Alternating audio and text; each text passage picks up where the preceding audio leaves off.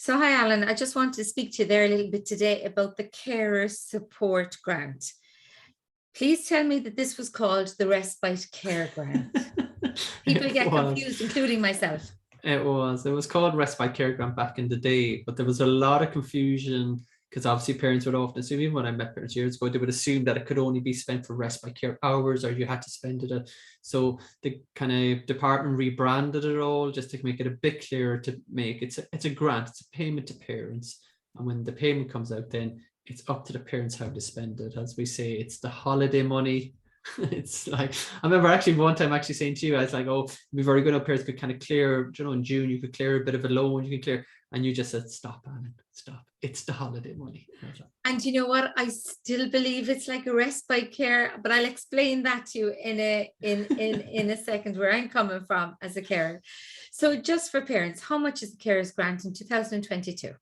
22 is 1,850, and it should have been paid there on Thursday, the 2nd of June. It's the first Thursday of each June is when it gets paid by the department. And then, of course, if you're caring for more than one person, then obviously you get a double, you get a kind of a payment for each person you're the full-time kind of carer of. So, and thing to note, when you have carers allowance, carers benefit, or domiciliary care allowance, you don't need to do anything.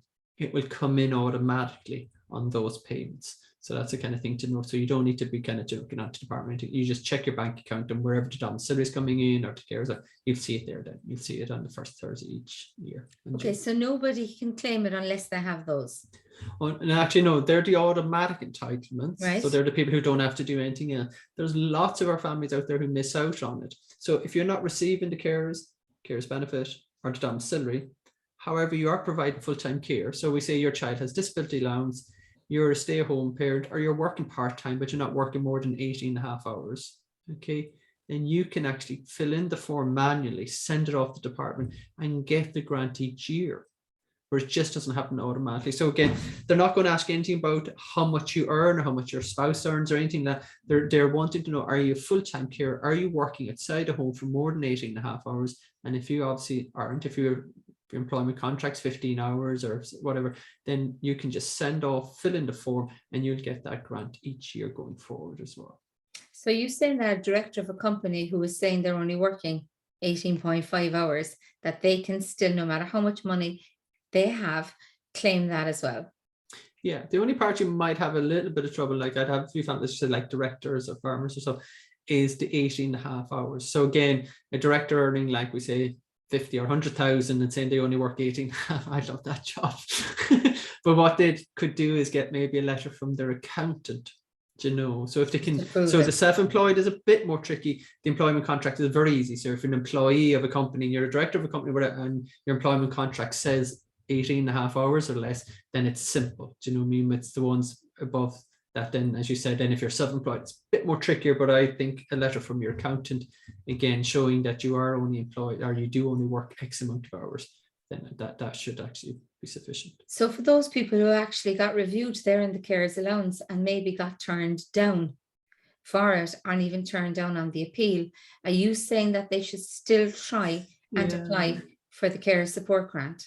So that's the carers allowance and stuff, if that's means tested. So if you went and applied for the carers allowance, or you had a carers allowance and you lost it, this kind of a way, or as I said, a lot of families leave it when the domiciliary stops at 16 and don't realize it. But yes, it's not means tested. It's based on being a full-time carer. And again, if you show there now you're a full-time carer, then of course then they obviously will grant each year. And what you do then, you get a thing out in probably around April time every year from there on, asking is your kind of situation changed, and asking 1 or 2 questions. You fill that in, send it back, and you continue to get it going forward.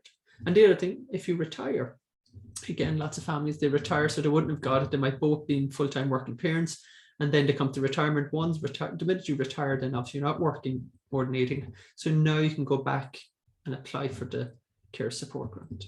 Okay, so that's really good. A silly question here now. It can't be claimed back paid or claimed back. It's tricky enough, to get back paid. Now, again, if you missed it, like it's no problem in the year. So if you missed, we say your payment in June, again, you've right up to the end of the year to fill in the form and send it back to them, so you have a kind of like, a period of time if you did miss it. Now, again, this is a strange one as well. What we say the payment's in June, and I've seen some of my family, I don't know if it's a fact, but often they might put in the application early. They might put it in like, 8 March, early April time, and they send it back to them and say, no, you can't send it now until like it's like 4 weeks out of it. So just watch your time, and I think you have to be more, closer to the April time before you can send it off. But as I said, if you missed it, don't worry about it. You have up until the end of the year to fill in the form, send it off to them, and get the care support grant. Not taxable, Alan, is it? No, interesting enough, actually, domiciliary is not.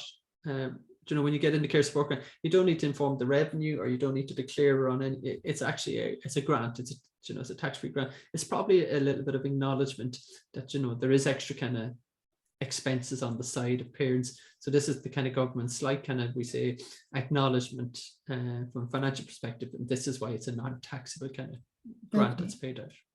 And where can parents get more information on this, Alan? Again, you can kind of go on the department's website, you can go on citizen information, you can download the forms there and get it sent out, or even get onto ourselves there. It's a kind of CSG form is what you're looking for, is the care support grant form. So again, as at government.ie, you'll probably see it there that you can download it all. Okay, so I'd be one of the older parents there now, as David's 27. And I was there when it was called the Respite Care Grant. So yes, we used it for holidays. And you may think, oh, that's a fortune that you have to go on holidays, 1,850. But just let's say, I'm just talking about my case now, and some parents that would have phoned me. So some people's children can't travel late at night or early in the morning. So that means they might have to get a flight with a different time. So maybe you and your family could hop on a flight there for €50, as we'd say, from Ryanair. That's fine. You might be able to take your 10 kg bag on with you. First of all, now for a parent like myself, you may not be able to travel at that time, because that time might upset the child, and you know your child better than anyone. It may not work out. The second thing, so that's an extra maybe 50, 60 or even more euro for that. I'm sorry now for going on. No, I get what you're meaning for. Yeah. Where it goes. Then the seating. You can't have David or some of my friends' children in an outside seat, because he could throw his hand out and the trolley's coming along. He could do anything. People could hit off him. It could be a small accident that might throw him off his holiday. So therefore, you can't go with that seat. You can't go the seat nearer the window, because if you're lucky enough that your child isn't incontinent, and I'm lucky enough, but as you know, David has a physical disability as well, you're moving the second, if there's only 2 people going, say, you're moving the second person out all the time, back down. That's a problem. You also, for me, already now, I'm buying seats for another set. I'm only saying $12.99, but there's 2 of us there. That's $24.99. That's one way. Now we're coming back again.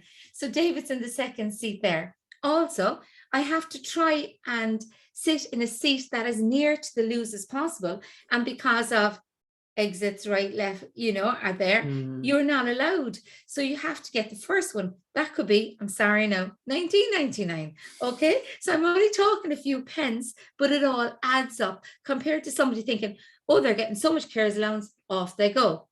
Now, we didn't leave Cork Airport yet. So what if your child needed incontinent pads for nighttime? I know you get some medicine off, and I know you get some stuff off, but that's a big weight. You also may have to have wet sheets for your child if they want to sleep in the normal beds there. Now, please, parents, don't for 1 minute think, after listening to me, I'm not going on holidays at all. Don't think that, because in actual fact, I think the sunshine, the variety, the family, the whole thing, if you get it right, is an experience your child will look forward to and love every year. But there's an awful lot of work going on for parents. So then you have your extra kilos in your bag. The other reason why you need to put your bag under as a parent, if your child could run, they could run. If your child can't, like Dave says, in a wheelchair, you have another bag, you have a small bag, you've got David, you've got a wheelchair. I know you get assistance, but the last thing you need is pulling another bag, saying to all the flight again, sorry, excuse me there, sorry, excuse me there. And then I'm telling you, make it easy for yourself. So that's 60 quid, sorry, to put your bag underneath going and coming. So I'm You just haven't even saying, talked about hotels. You can imagine you I can't just mean, book any hotels for a day, but you have to have a very specific hotel that would suit and cater for somebody with a wheelchair. we haven't Again, landed in the resort yet. And I'm thinking, like, I have to say the staff in the airports have been fabulous. And I'll tell any well parent, trained are they? oh my God, outstanding. But I'll tell any parents what I do if they want to phone me, because I don't want to keep them bored now really with this. But please do phone me, because I have it worked out to a T. I have to say I have, because Shadev's 27 and I love going on holidays and I love seeing him on holidays. So therefore then you land in the place. Do you need a wheelchair accessible taxi if you have electronic wheelchair? If not, you can maybe get a normal one with a big boot. Again, if it's not organized, you could be queuing with your child, bags, this, that, the other. Then the resort is so important, because I can't go to a resort. You go to Allan with your children. I'm checking first, is there steps going up to it? Lots of hotels say they're wheelchair accessible and they're not. So I have to find something that I know totally is. That could be an extra €50, €60 a night. Also, can you get around? Can you get to the pool? Does the pool have a seat that you can get into the pool? What access is there to the loos? Because some places are wheelchair accessible, but they've no wheelchair loos around the reception. So you have to get back into the lift to go up to the wheelchair room to go to the loo. Some lifts in hotels aren't big enough for electronic wheelchair. So the respite care grant is great. It's not enough. Wonderful. It's not enough. It's great. We need it. But I'm just saying, for the people out there who think this is marvelous, and it is, think now where you're spending the money, because that 1,850 at the moment, actually, you nearly need it to have what is called a holiday. Now, I won't carry on now, but I have loads of tips and techniques for any of the parents who'd like to speak about it. Anyway, thanks, Allan, for that. Thanks, Dolores. Bye for now.